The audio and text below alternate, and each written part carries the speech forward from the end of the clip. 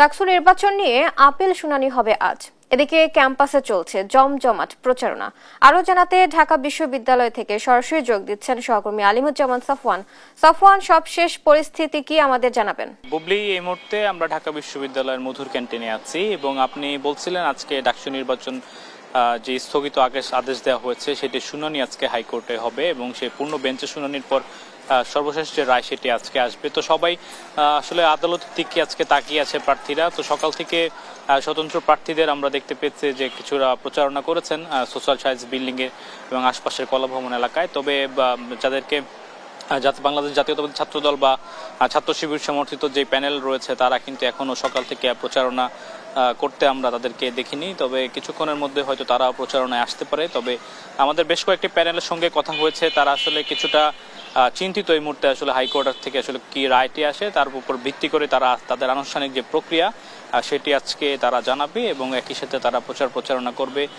যেহেতু ক্যাম্পাসে ক্লাস পরীক্ষা চলছে, সুতরাং শিক্ষার্থীরা তাদের ওখানে অবস্থান করছে। তো যে প্রচারণাগুলো হচ্ছে বেশিরভাগই হল কেন্দ্রিক আমরা দেখতে পেয়েছি। বিশেষ করে ছেলেদের হলে কিছুটা প্রচারণা বেড়েছে। হল সংসদে যারা নির্বাচন করছেন কেন্দ্রীয় সংসদের বাইরে তারাও কিন্তু প্রচারণা করছেন, কারণ নির্বাচনের কিন্তু আর মাত্র কয়েকদিনই বাকি রয়েছে। এছাড়া গতকাল ক্যাম্পাসে সবচেয়ে বেশি আলোচিত যে হয়েছিল ধর্ষণের ঘটনাটি, সেটি নিয়ে কিন্তু সারাদিন গতকালকে উত্তপ্ত বাক্য বিনিময় হয়েছে। ছাত্রদলের পক্ষ থেকে দাবি করা হয়েছে যে ধর্ষণের হুমকিদাতা যে ছাত্র ছিলেন তিনি জামায়াত ইসলামীর যে ছাত্র সংগঠন ছাত্র শিবির সেটির সঙ্গে যুক্ত।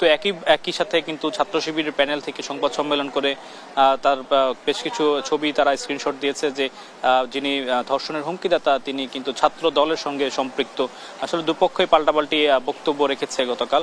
তো আজকে সবকিছু ছাপিয়ে আজকে যে বিষয়টি আলোচনায় আছে সেটি হচ্ছে হাইকোর্টের পূর্ণ বেঞ্চের যে শুনানি, সেটি থেকে আসলে কি আদেশ আসতে যাচ্ছে তার প্রেক্ষিতেই কিন্তু আজকের দিনটি ডাকসুতে গুরুত্বপূর্ণ ভূমিকা পালন করবে। এছাড়া আমরা গতকাল ডাকসুর যে চিফ রিটার্নিং অফিসার তার সঙ্গে কথা বলেছি। তিনি বলছেন যে নির্বাচন কেন্দ্রিক চ্যালেঞ্জ অবশ্যই থাকবে, কিন্তু তারপরও সেগুলো অতিক্রম করে সামনের দিকে কিন্তু এগিয়ে যাবে। তিনি দাবি করছেন যে যখন ডাকসুর তফসিল ঘোষণা করা হয়েছে তারপর তফসিল অনুযায়ী কিন্তু সকল কার্যক্রম কিন্তু চলছে। এখন পর্যন্ত কোনো জায়গায় কিন্তু তারা কোনো বাধার সম্মুখীন হননি এবং কোনো কারণে সেটি আসলে তারতম্যরও করতে হয়নি, কম বেশিও করতে হয়নি। তফসিল অনুযায়ী কিন্তু এখন পর্যন্ত সবকিছু ঠিক আছে। সেই ক্ষেত্রে তারা কিন্তু আশাবাদী যে 9 সেপ্টেম্বর কিন্তু ডাকসু নির্বাচনটি হতে যাচ্ছে। একই সঙ্গে প্রার্থীরাও কিন্তু আসলে সেভাবেই তাদের লক্ষ্যে এগিয়ে যাচ্ছে যে 9 সেপ্টেম্বরকে তারা ডাকসুর দিন হিসেবে আসলে ধরে নিচ্ছেন এবং এক্ষেত্রে প্রচারণায় কিন্তু কিছুটা গত দুদিন যাবৎ আমরা প্রভাব পড়েছে। আমরা দেখতে পেয়েছি প্রচারণা হচ্ছে কিন্তু তাদের